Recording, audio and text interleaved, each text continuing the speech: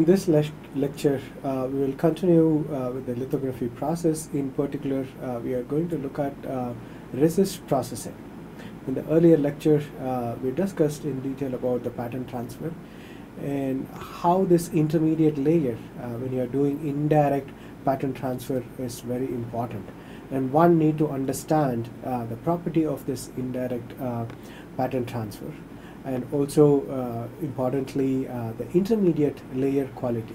So what is the purpose of this intermediate layer? Of course we know, but what are all the properties that we want this intermediate layer to possess in order to do the indirect pattern transfer? So in this first session of this resist processing, we are going to understand the properties of photoresist and also the dynamics of this photoresist. So optical lithography is what we are interested in, and if you look at the two generic way of taking an image, right? So that's what this lithography is all about. So the first left hand side image, you see this is just a camera, right? So the camera uses multiple lens arrangements, and then the lens arrangements allows an object that is placed in front of the camera to be imaged to this CCD, right? This is a solid state device. So this is how we do the imaging, right? And the object is far, so we say this as a far field imaging, right? Or in other words, it's a projection lithography. On the other side, you see near field imaging. This is similar to the puppetry that we have seen in this art works, right? So here the idea is you keep the image, right? So you keep the object very close to the screen, right? And if this is the screen, right? And your object is very close, right? And your light source is far away, right? So this is your light source, which is far away from your object, right? And then you have light coming through, and this distance between the screen and your object is very small. But on the other hand, here the object is far compared to the image that you have. I mean, if you have the right lens system, you're talking about imaging, some kilometer, right? Far images as well. So since this is very close to the screen, almost touching, this technique is called contact lithography in technical terms. And since the object is far away, in the other technique, we call it as projection lithography. So in both the cases, the image is formed on the screen. So either the screen is here, or here the screen is placed here, right? So what is happening on the screen becomes very important. So this is how an optical system works, much more technical. Now you have a light source that is located as the first element, and then there is an illuminating optics. So this illuminating optics uses multiple lens systems, right? So the multiple lens systems allows you to profile the optical light source that is coming, and then you have a uniform light falling onto the mask, which is in contact with the wafer, right? So this is what the near field or contact image is all about. But if you just leave a gap, right? So if you just leave a gap, then this becomes a proximity printing or proximity lithography. So when you have both mask and wafer in contact, it is called contact lithography. When your wafer and your mask is separated by a gap, then it is called proximity printing or proximity lithography. And a completely more sophisticated technique here is you on the top, it looks exactly like the near field imaging, but the only difference is you have the illuminating optics on the top, and this is your mask, and then you have what is called projection optics, and then your wafer. So now the gap is very large, right? So the gap is very large, but not only large, but you have a dedicated optics. And this is what we call projection optics, right? In optical terms, this is Fraunhofer diffraction, and this is Fresnel diffraction, right? If it is a near field and far field. So in R&D and also in industry, we use a combination of these two processes. So this, irrespective of whether it is contact or proximity or projection, the image on the wafer, right, becomes very important. What happens on the wafer, right, is very important. So that is what we are going to see in this lecture. And on the wafer, we have a photoresist that is spin coated that we saw earlier, and then the mask is placed with a gap or on contact. It doesn't really matter. Here for illustration purpose, we are just using a gap, and we are putting a uniform light source. So this is a light that is falling onto this mask, and we have transparent and opaque regions here. So in the opaque region, there is no light passing through. In the transparent region, we see light passing through. So when light passes through this mask and reaches this photoresist, something interesting happens. Depending on the type of photoresist, whether it is positive photoresist or negative photoresist, we will see what this positive and negative mean. You will either remove the material or keep the material, right? So the exposed part is removed, then it is called positive resist. When the unexposed part is removed, it is called negative photoresist. But nonetheless, there is a photoreaction, whether it is reacting by solubility or insolubility. This is resulting in a photoreaction. So this is what we want to achieve. Solubility of the photoresist changes with exposed light, and that is the reason why this photoresist material should be photosensitive, right? It should be photosensitive, and it should not be photosensitive to all the light or all the wavelengths. It is very specific to a certain wavelength, right? So it should be very specific to a certain wavelength, and that is the reason why we say it should absorb only a particular wavelength, right, and undergo this chemical change that should result in solubility change, right? So this is what we want to achieve. And this lithography process is a lengthy process, right? Though we say lithography as a single unit process, it involves multiple steps. You start with wafer cleaning, which we saw earlier. So once you clean the wafer, you have to bake the wafer, because there will be some water or moisture present on the wafer. We need to bake it. What we mean by baking is just heating the wafer to remove the water from it, and then you will cool it down, and then after cooling it down, we will coat adhesion promoter, right? So when you are coating the photoresist, you want the photoresist to stick onto the substrate, right? If they don't stick, you will have some issues. We will see that what those issues are later, but you need to coat this adhesion promoter, and then we coat the photosensitive material, in this case resist, and then we'll do something called edge bead, right? So when you take a circular wafer, and then when you coat the material, of course you are going to coat it by spin coating, and then if I look at the cross section, so material will be coated, but at the edge it will curl, right? And this is what we call edge bead, right? It forms a bead right at the edge. So you don't want this, you want to remove it, right? So that is done by edge bead removal.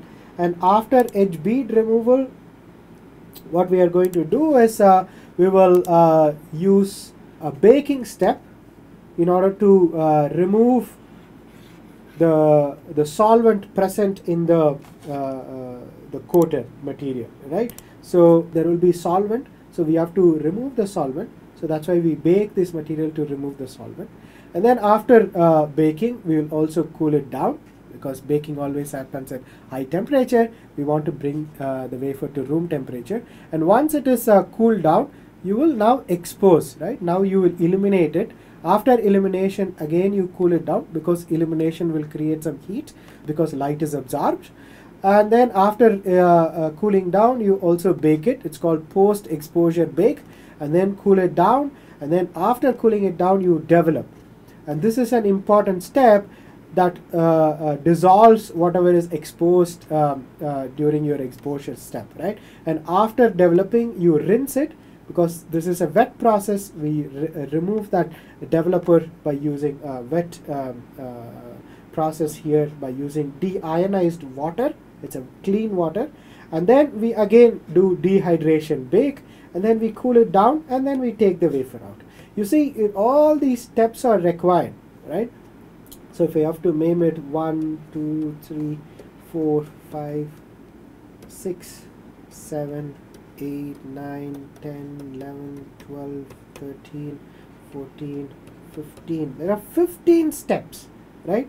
So you have 15 steps from the wafer going in, a clean wafer going in, and then you have a pattern. So the clean wafer will be something like this, and now you have a clean wafer with a pattern, right? So in order to achieve this, you need to go through all these 15 steps. So it is very important we follow all these steps very carefully, right? So that we get the result in a desirable fashion. So let's look at the light source that we use for illumination, right? So when you take this photosensitive material, and we illuminate this photosensitive material with a light source, right? And we are also clear about what kind of light source, right? So so you are sitting in a room which is illuminated by this tube light, for example. It's a white light, so it has all the wavelengths, right? So white light has all the wavelengths. So but your photoresist material, as we mentioned, should be sensitive to only a particular wavelength.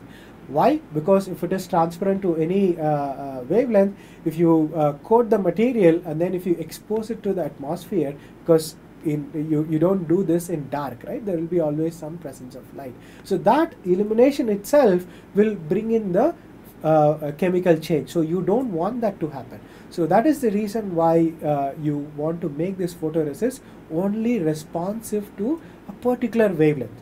Okay, so then you can restrict your environment so that the material is unexposed when you are taking it out. This is similar to the photo films in the olden days, where we used to have this cameras coated with photosensitive material, and all these developments happened in the dark room, because when the film is exposed to light, it will expose all the photochemical reaction will happen, and you will not form any image, right? The same technique is applied here, where you don't want to expose this photosensitive material to white light, or you don't want this photosensitive material to be responsive to all the wavelengths, very selective wavelengths. Right? So if there is a selective wavelength, we also want a source from that selective materials, and that is the reason why we are going to discuss about light sources. So this is the light source, particularly a mercury vapor lamp. So this is the spectrum of a mercury vapor lamp. If you take a very simple mercury vapor lamp, so this is an electrode, right? And then this is filled with mercury gas, right? So when you apply a voltage, there will be a arc created, and then there will be lights, photons coming out, right? And this photon will have different energy levels. And what you see here, it is the spectrum of your mercury vapor lamp. You can clearly see here peaks corresponding to the transition that you have in mercury, and also you see the peaks are not at the same intensity level. Some of them are very strong and some of them are very weak. So the 365 nanometer and 436 nanometer are very distinctive, 405 as well. So the 436 is called G line, right?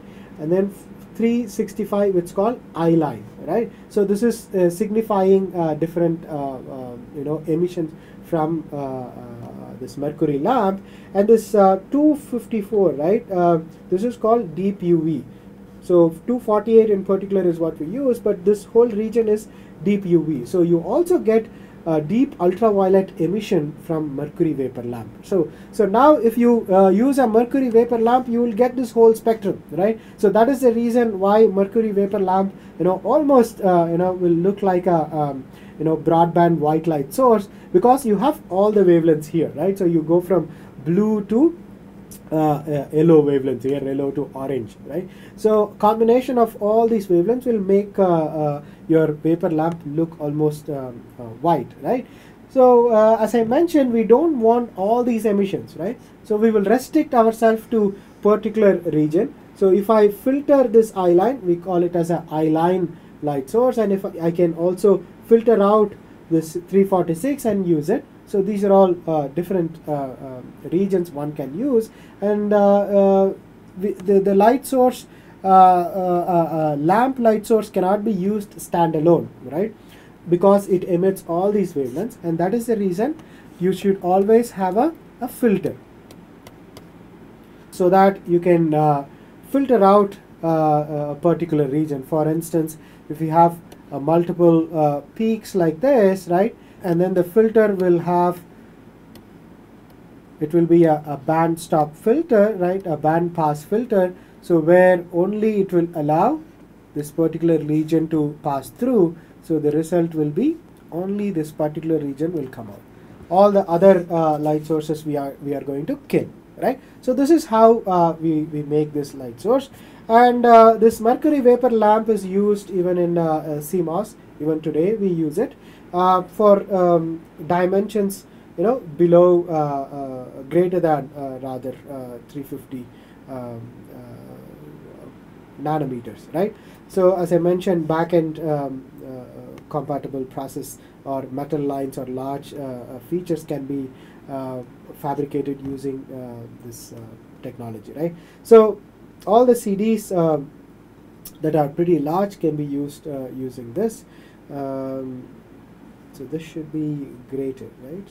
So so the next thing is how do we reduce the wavelength, right? So wavelength has a direct implication on the feature size, and if I want to reduce my wavelength, how do I do that?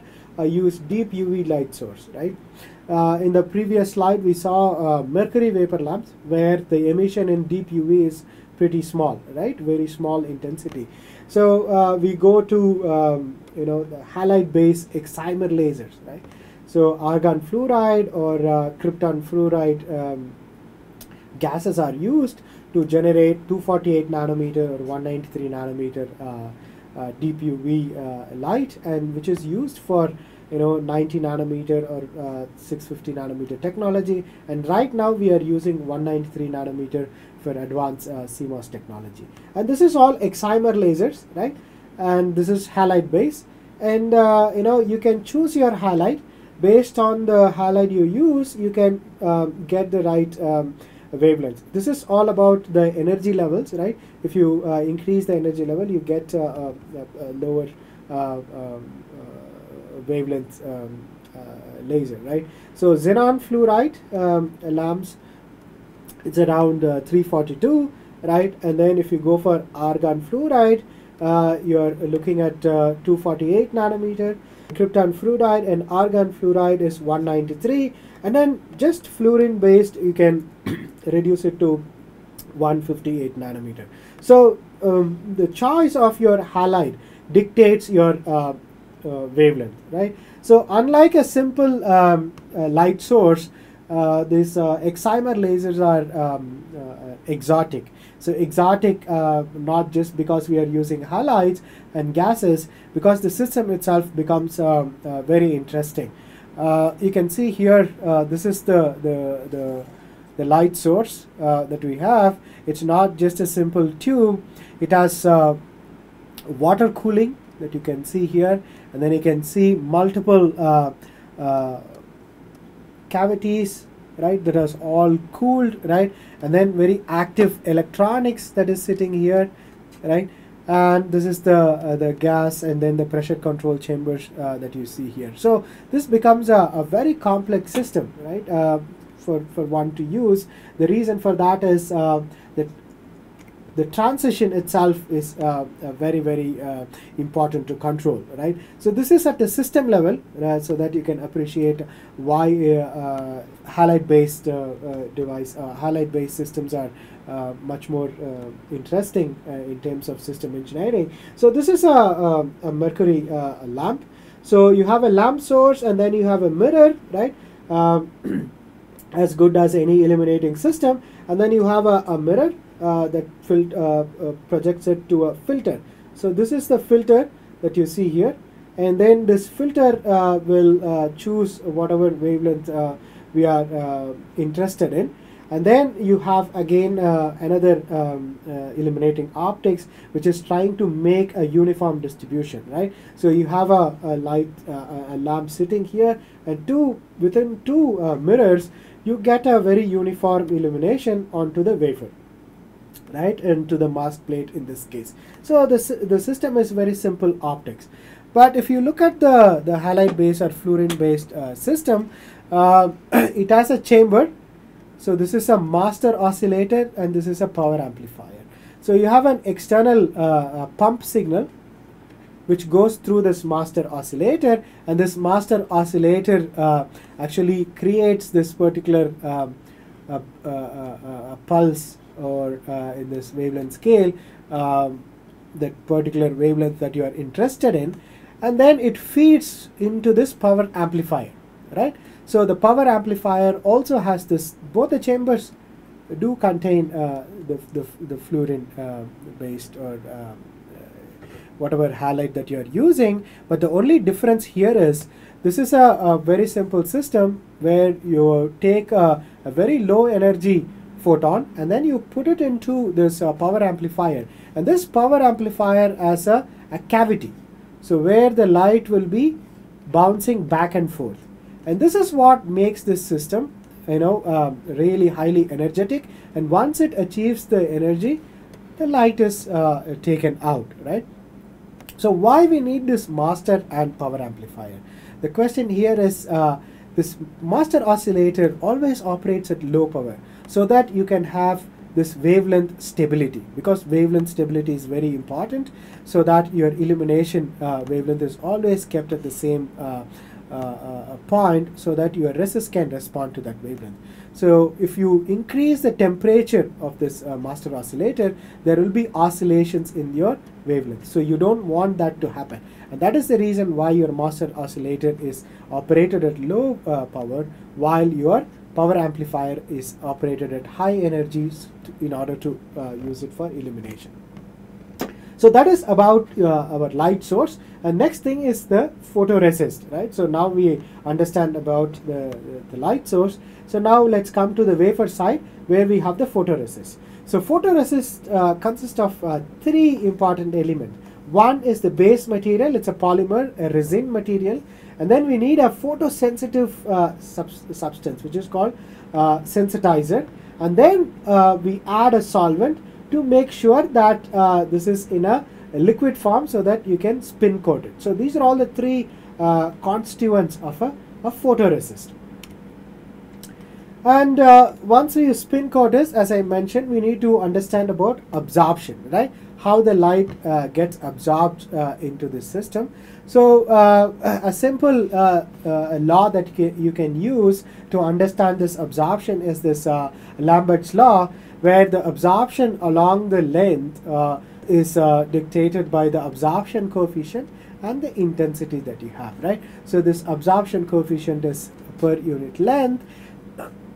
So you take a bulk of material, and then when you illuminate it with I naught, and after a distance z, you will get a power that is a resultant of this absorption after passing through this. And this gives you how the intensity profiles as a function of length, right? It is important to notice that this is a homogeneous medium, right? If you don't have a homogeneous medium, this alpha becomes a function of length, right? So now this is not anymore. If it is inhomogeneous, then this equation will become something like this, right? So now since this alpha is from a homogeneous medium, it's almost a constant, so we don't have to worry about that, right? So this is how light is getting absorbed as it progresses through. In this case, you know, light is absorbed from top down, right? So what makes this material absorb light is this complex refractive index that we have studied in our basic physics, right? So this is the real part of the refractive index, and this is the imaginary part. So the imaginary part actually contributes to your absorption, right? And also your absorption is a wavelength dependent factor, right? So it is important to understand that your material negative or your complex refractive index is very important to understand what is the extent of absorption at that particular wavelength.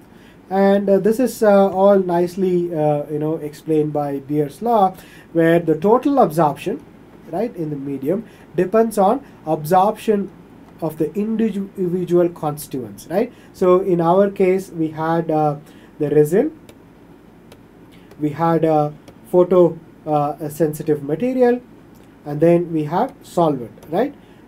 So light is getting absorbed by all these three, right? The total absorption is a combination of all these individual absorption, and this is actually the ratio of individual absorption to the total absorption. This will tell us what is the individual contribution to this total absorption. Or in other way, one can look at this as the resin, synthesizer, solvent are all present. In this case, you will also have reaction products, right? So when you eliminate the sensitizer M, in this case using an UV source, you will get a product, right? And you also expect this product to absorb some light. So this is the total absorption that we are going to get, right? So the sensitizer absorption coefficient, and this is the amount of sensitizer present, and this is your product, right? So product will also absorb, and this is the amount of product that is sitting there, and this is the resin, right? This is the body polymer that we use, and the polymer would also absorb something. And finally the solvent, right? The solvent that we use to make your resist liquid will also absorb. So all these constituents is going to give you the total absorption, right? And the product absorption is pretty easy to measure, because your initial amount that is present, right? This is the sensitizer that was present, and synthesizer after eliminating with the source will reduce to some M, right? So this product is nothing but created by the difference in the amount of sensitizer present initially and final, right? And the absorption variation during exposure can also be given by using this relation. Your absorption is nothing but the bleaching parameter minus the non-bleaching one. So what is bleaching? Bleaching is nothing but while you are exposing, right, the sensitizer that you see here slowly starts to become transparent, right? So that is what happens. So if you take this as a photoresist, and then if you are illuminating with light source, the top layer is getting illuminated first, right? And then it will illuminate, it will get this energy, and then it will become transparent, so that light can penetrate through this material and then reach the bottom of this material, right? So as you go on illuminating, you will make the material transparent. So that is what we see here, right? The difference in the absorption coefficient to your concentration is nothing but the bleaching. So when it is completely exposed, this whole part, then we say the material is completely bleached, right? But this only happens for the material the sensitizer M, right? But then the non-bleaching part, because your solvent, the resin, and the product, right? So that is generated, they don't, change their absorption coefficient. Only the sensitizer changes its absorption coefficient. So that part is what we call non-bleaching. So the bleaching part and non-bleaching part will give you the total absorption change, right? And this is a differential, right? So the initial concentration and the final concentration, what is the change in the concentration of the sensitizer that I have. So ideally you want to convert all the sensitizer present in the bulk to absorb and then convert into product, and that is what you try to do while you are exposing, right? So what is happening when you are exposing? So when there is a absorption happening, you will have some heat generation, right? You will have some photon generation, and you will have some fluorescence, right? So there is some re-emission happening. There is something called photon assisted reaction. So some photocatalytic process could happen. This is also possible during this process. So the photon is not only used to change the solubility. The photon is also taken for other activities here as well. So you can imagine not all the photon is used for exposure, right? So there is a loss of photon to other processes that happens, right? So your absorption coefficient that happens is dominated by various fractions, right? So third order process, right? So you have the light speed that is dictating your absorption cross section, right, to your photon energy. So this dictates your absorption coefficient. If you have a low energy photon, your absorption is going to be high because the penetration depth is going to be low, so you can absorb quite a lot of photons in the bulk, right? So one need to think about what kind of energy that you are going to use and how the absorption cross section affects your lithography process. And this is an example of this resist process. In this case, I have taken Novolac resist. This is a phenol formaldehyde. This is a phenol resin-based resin.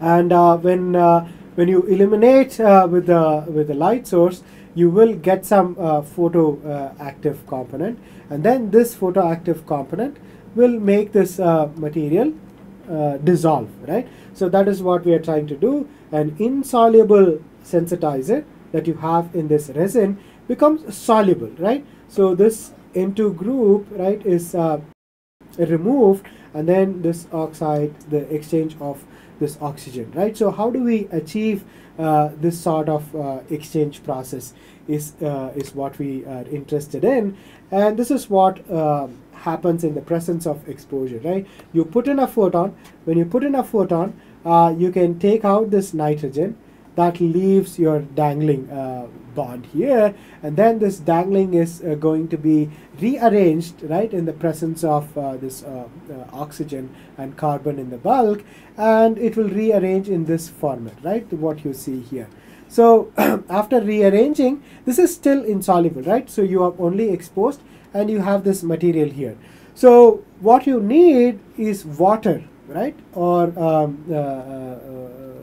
humidity in this case. This humidity will make this compound, right, soluble, right? This is if you take the COH group, and this COH group is soluble in base. So now you have made this insoluble sensitizer to a soluble product, and this is what you want to do when you expose, right? A very important thing to note here is just exposure will not help you to arrive at this soluble product. You need support of humidity, and that is very important parameter to control, right? So in any lithography process, you need a light source, and you also need to control the humidity. And the solubility factor can be classified into two, either positive or negative. So when you take a material and then when you expose it, and then when you exposed part is removed, then we call it as a positive resist, and when the exposed part is kept and the unexposed part is removed, we call this as a negative resist. So here cross-linking happens, so the backbone chain is strengthened so that they are not soluble. Here there is a dissolution inhibitor is created, so your solubility is increased, so you remove the material. So by using this either inhibition or cross-linking is going to make the material either positive or negative, right? And the next important thing is about amplification process. So far we saw one photon, right, will result in a delinking of a polymer chain, right? So you want to break this chain. So one photon breaks one chain, right? So this might be a quantum efficiency of 1, right? So this is what you are looking for, but this is pretty high ask, right, for any chemical process. So in order to have this process simplified, people use chemical amplification, right? So when you have very low number of photons, how do you achieve enough chain breakage? And people thought about this and they came up with this chemical amplification process. So the chemical amplification is nothing but one photon will generate multiple delinking, right?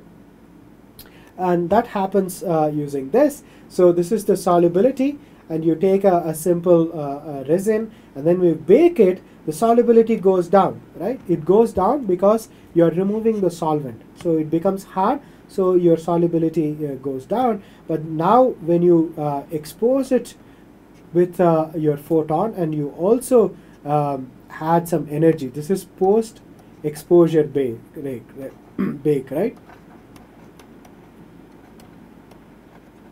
So if you do post exposure bake, you also add some energy to this, and then the solubility increases. And this is what chemical amplification process does, right? Let's understand what this chemical amplification does. So the photosensitive material, right, it undergoes chemical change, right? That we all understand. But the important thing is, in a standard process, one photon delinks one chain, right?